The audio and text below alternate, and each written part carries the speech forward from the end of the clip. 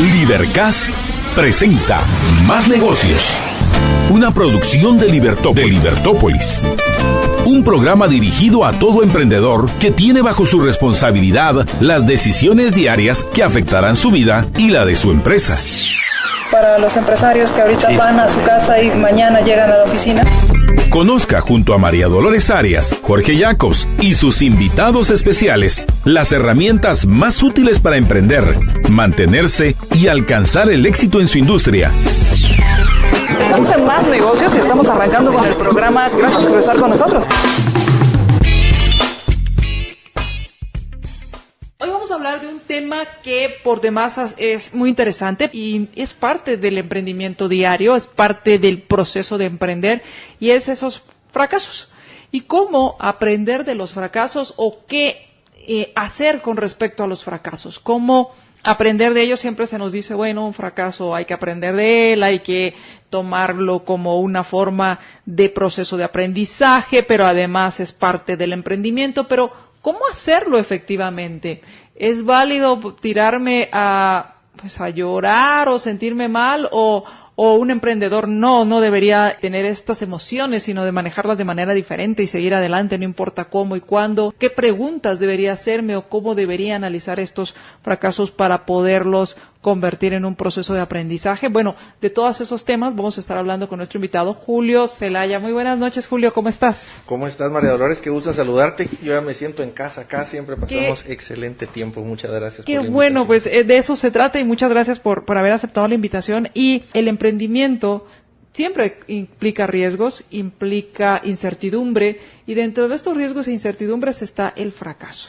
¿Cómo debe el emprendedor lidiar con el fracaso? Y me gustaría primero que determináramos qué es fracaso. Yo te diría que fracaso es todo aquello que no te salió como querías que te saliera. Y eso es una definición eminentemente subjetiva.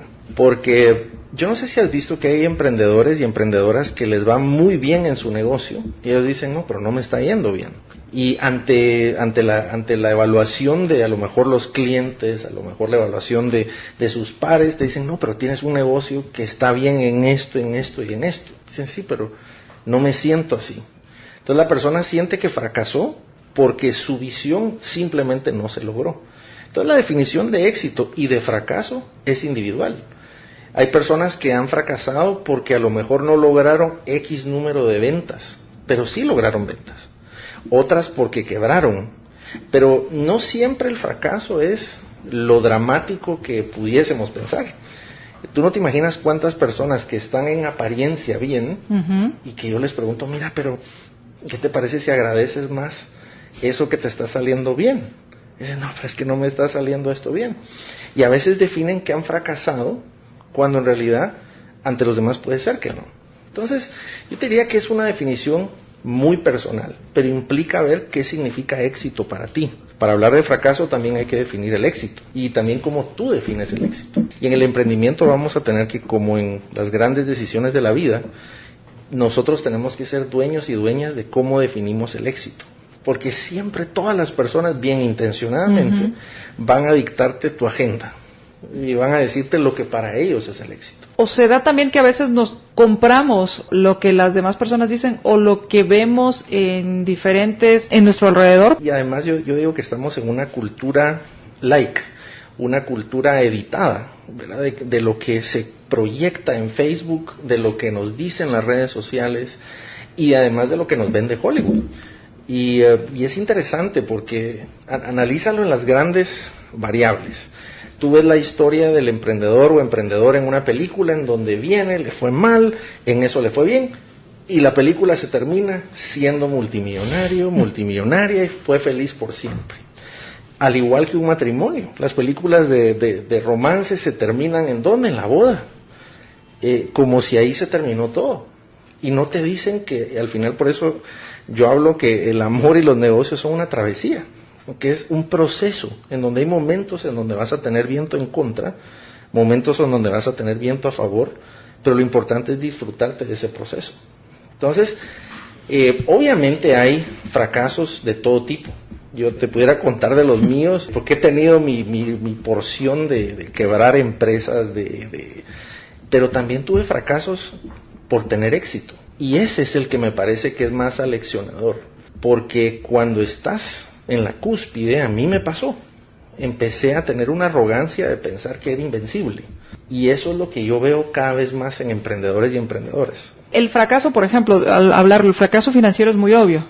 O sea, lo tienes, si podemos usar una figura, se te estrella en la cara y no hay para dónde. Sí. Sin embargo, este fracaso por tener éxito no es tan obvio. Fíjate que hubo un fenómeno, Jim Collins, uno de los autores de negocios más leído del mundo, el profesor de Stanford, él hizo un estudio que fue emblemático porque estudiaba empresas que durante 15 años consecutivos habían tenido retornos arriba del promedio de la industria. Y publicó un libro que se llamaba Good to Great. Y el libro muy famoso, llega a ser bestseller del New York Times, y al poco tiempo algunas de estas empresas quiebran. Y te puedes imaginar 15 años consecutivos teniendo éxito arriba del promedio de la industria y de pronto quiebran. Y los periodistas le preguntaban, mira, ¿qué crees que pasó? Y él mismo no podía entender. Y lo que después concluye y publica un nuevo libro es que el libro lo que había hecho era ponerle el toque final a problemas que ya existían en estas empresas, pero que en apariencia no se notaban. Y él tipificó las 5 etapas del fracaso. Uh-huh. Y él decía, me di cuenta que en estas empresas pasaron todas por 5 etapas. La primera, arrogancia nacida del éxito. Dado que somos exitosos, nos volvemos arrogantes y creemos que somos invencibles, dejamos de hacer las cosas que nos llevaron al éxito y pasa la segunda etapa. Búsqueda indisciplinada de más. No quiere decir que no seamos ambiciosos, pero la variable es la indisciplina. Y empezamos a tomar atajos, empezamos a dejar de hacer cosas que antes hacíamos, los estándares de calidad empezamos a negociarlos, y esa búsqueda indisciplinada de más nos lleva a una tercera etapa, que es la negación del peligro. Es decir, no, yo creo que no se van a enterar, yo creo que no va a pasar nada. Lo cual nos lleva a la cuarta etapa, que es las soluciones mágicas, buscar soluciones mágicas. Ahí es donde empiezas a ver las empresas que dicen, no, pero a lo mejor con un nuevo CEO, o si implementamos SAP, o si implementamos esto, y una solución mágica que va a corregir todo lo demás. Y Jim Collins nos dice las primeras 4 etapas son reversibles, excepto la quinta, que la quinta es la muerte de la empresa. Déjame darte un ejemplo contemporáneo de una empresa que ya empezó a tener esto y que ya se dio cuenta que le está pasando. Y la empresa es Apple. Apple acaba de tomar un atajo y ya pasó por 3 etapas. Empezaron, para lograr la obsolescencia programada de sus teléfonos, a colocar por medio de las baterías un tema que se bajaba el rendimiento del teléfono. Se empezó a sospechar de este tema, pero esto es búsqueda indisciplinada de más, porque es cómo abarcamos más, cómo hacemos crecer, y eso que es la empresa más grande del mundo y de la historia del capitalismo. 2, búsqueda indisciplinada de más, la arrogancia nacida del éxito, y la búsqueda indisciplinada de más. La indisciplina nos lleva a tomar atajos como este, decir, no, escondámosle esto al usuario, al consumidor. Y la tercera, la negación. Por mucho tiempo Apple negó esto, públicamente lo negaba, no está pasando nada, hasta que ya tuvo una demanda colectiva y se evidenció que era real lo que está pasando ahora. Y Apple, ya una carta formal de decir, sí, hicimos esto, es incorrecto, y vamos a hacer un programa masivo a partir de marzo a abril para resarcir el problema. Es decir, hablo de una empresa tan grande para que tú veas que en todas las familias pasa. Pero yo le haría la pregunta a nuestra audiencia, ¿cómo estamos nosotros en nuestra empresa? Porque, como decía Bill Gates, hay que estudiar el fracaso, pero también el éxito, porque en las dos hay lecciones. Y muchas veces cuando tenemos fracasos, ahí nos preguntamos, ¿pero por qué quebré? Dios mío, ¿qué hice mal? Pero ¿qué tal cuando nos está yendo bien? ¿Cuánto tiempo cuando nos está yendo bien decimos, ¿por qué me está yendo bien? Y hacer lo que algunos recomiendan, que es un análisis premortem. Es decir, ¿qué cosas harían que nuestro negocio quebrara? Y por otro lado, ¿qué cosas, si yo volviera a empezar mi negocio, volvería a hacer consistentemente? Y hacerse estas preguntas nos lleva a la esencia de nuestro negocio. ¿Qué es aquello que hacíamos consistentemente bien? me llamaba la atención antes de este segmento que tú hablabas justamente de la autoevaluación y del autoaprendizaje y cómo nos damos tiempo para mejorar lo que hacemos todos los días. Ese es uno de los atajos que a veces toman los emprendedores y emprendedoras. Yo tengo casos de gente que me dice, mira, yo tengo años sin tomar un curso. Ok, prepárate entonces para que te lo vaya a cobrar. Porque a veces es un poco como que tienes un árbol que ya tiene frutos y lo has estado podando y podando y podando y podando y dejas de abonar el árbol, de colocarle agua. Y muchas veces el fracaso no ocurre de inmediato, porque por eso hablo de cuando estás arriba, porque muchas veces tienes cosas que como eres tan grande o tan exitoso, no te das cuenta que eso ya te va a venir el colapso. Lo ves en naciones como Estados Unidos, que ya están teniendo problemas importantes, pero que venían de hace muchos años, simplemente ahora se están evidenciando. Entonces yo creo que debemos de estudiar lo obvio, que es como tú decías, lo financiero, quebré, eso es lo obvio. Pero ¿qué tal lo no tan obvio? Cuando tienes un problema que empezó pequeño, pero ahora se te puede convertir en una enfermedad muy grande. Así que yo siempre recomiendo que para el fracaso es mejor prevenirlo de algunas formas. Y hay una herramienta ten una junta directiva personal. Ten personas a las que les rindes cuentas de tu vida. Y personas que genuinamente te puedan decir lo que ven, aunque tú no lo quieras escuchar. ¿Cómo integro mi junta directiva personal? El mejor consejo que podría darle a nuestros emprendedores y emprendedoras es pregúntenle a sus stakeholders varias veces cómo va el negocio. Y esto se hace, yo sugeriría hacerlo al menos una vez al año, en donde tú vas a tomar una muestra de tus clientes, y yo te diría tus clientes actuales y tus clientes que dejaron de ser tus clientes. Entonces, muy importante. Y vas y los entrevistas.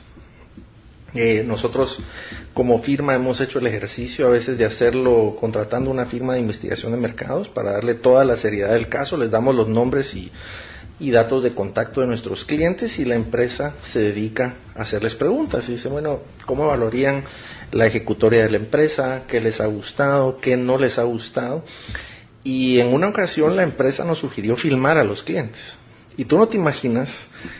sentaron allí a don Julio Zelaya en una sala como de cine a ver lo que los clientes percibían bien y mal. Y mira, no te imaginas lo duro que fue. Claro. Porque en medio de todo me estaban diciendo verdades importantes que yo no veía. Y no por mal, simplemente tú te distraes. A veces lo que el cliente le fallaste no lo vas a ver en un informe. Simplemente a lo mejor te dejó de comprar o nunca se quejó, pero siempre le molestó. Y esto obviamente es una técnica que yo les recomiendo incluso a las parejas que lo hagan en casa. Antes de que tengas un problema mayor, ten esas conversaciones de ver cómo vamos, cómo estamos. Preguntarle así a tus colaboradores, o sea, tener un día en donde vas a hacer eso, o sea, vamos a revisar el negocio, pero no es en una sesión, es un día donde vamos a salir, vamos a ir fuera de la oficina y vamos a hacer una revisión de negocio. Entonces vamos a ver qué está bien, qué está mal. Yo suelo incluso contratar a alguien externo. Imagínate, yo hago esto en las empresas, pero yo lo contrato. Yo contrato a alguien que viene y modera la sesión y les pregunta a mis colaboradores y hace esto periódicamente. Entonces te diría entrevistar a tus stakeholders, porque de ahí vienen indicadores predictivos de la salud futura. Y son esas conversaciones que hay que tener. No hay que esperar a ver que quebraste, o que ya no puedes pagar las cosas, o que estás colapsando, sino qué podemos hacer antes. Y te voy a dar un ejemplo de esto. Muchas empresas hoy están preocupadas por los cambios que está haciendo Facebook en su algoritmo. Pero si tú tuviste una relación cercana con tus clientes siempre, el algoritmo te va a premiar por eso. Si tú compraste siempre la relación con tus clientes y con dinero hacías que fuera el engagement, vas a perder mucha de la conversación. Entonces lo que Facebook está tratando de hacer es, obviamente ese es el espíritu de lo que quieren hacer, es fomentar las conversaciones sinceras y genuinas entre personas. Y la empresa también se vuelve una persona, se vuelve alguien que representa cosas para nosotros. Entonces, ¿qué tanto tenemos esas conversaciones? ¿O qué tanto somos emprendedores que nos confiamos en los informes? ¿O lo que vemos en las redes sociales? ¿O lo que ya nos llega muy empacado, no la información primaria que es importante. Y fíjate que se solía decir erróneamente que Steve Jobs no creía en la investigación de mercado, lo cual es absolutamente falso. Lo que él hacía cuando aperturaba una tienda era que se iba a meter en un árbol a tomar notas, a observar. Era como un antropólogo por naturaleza, porque él decía, yo quiero ver cómo la gente desempaca un producto, si no lo entendió, si le gustó la tienda o hacía caras. Y ahí obtenía información antes que fuera demasiado tarde. Eso es lo primero. Lo segundo es mi junta directiva personal. Entonces, la junta directiva personal debería de ser un grupo de personas que tú les rindas cuenta de tu vida y que tengan frutos específicos en las áreas que tú quieras rendir cuentas. Entonces, yo, mi junta directiva personal, tengo un amigo que es pastor, un amigo que es un sacerdote jesuita, y obviamente a ellos yo les rindo cuentas de mi vida espiritual. Tengo un amigo que es un deportista y él me hace preguntas de mi nutrición, de mi ejercicio. O sea, yo no le pregunto a él temas de negocio, le rindo cuentas sobre cómo voy y mis batallas con eso. Porque me preguntan, mira, ¿y cómo vas con tanto viaje? ¿Cómo has comido? Y hay momentos que me van a salir corriendo porque digo, ay, me va a preguntar cómo voy. Pero eso me sirve para estar constantemente revisándome.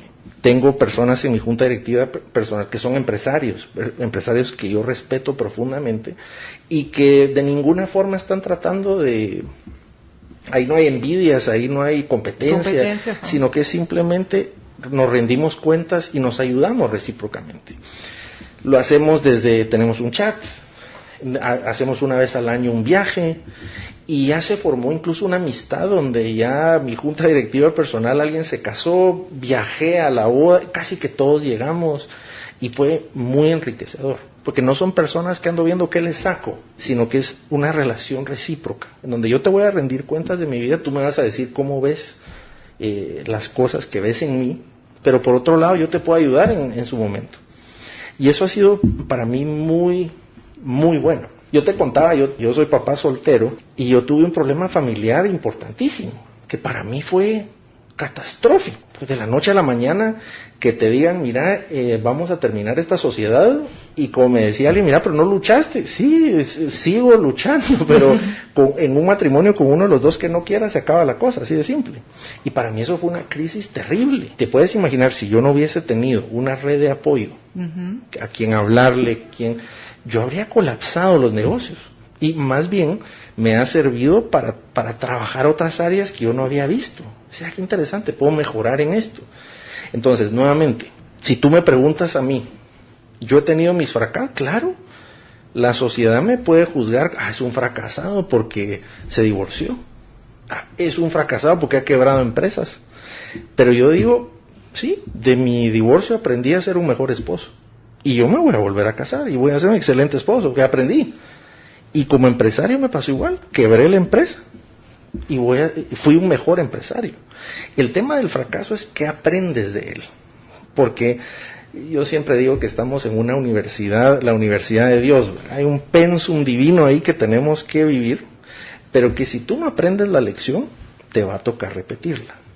Entonces a mí me pasó, yo quebré 3 empresas y yo decía, Dios mío, ¿cómo es posible? Una fue yo me metí en un mal negocio, otra fue por impulso, yo me metí por las razones incorrectas y sobreconfianza, y cometí muchos errores de no tomar controles, me metí a muchos riesgos financieros. Y la tercera fue porque no me salió una visa. Yo me iba a ir a vivir a Estados Unidos, no me salió la visa porque se fue al hotel. Y yo decía, Dios mío, y había vendido la empresa, y había dicho a todo el mundo que me iba a Estados Unidos, y no, fíjese, siempre me quedo.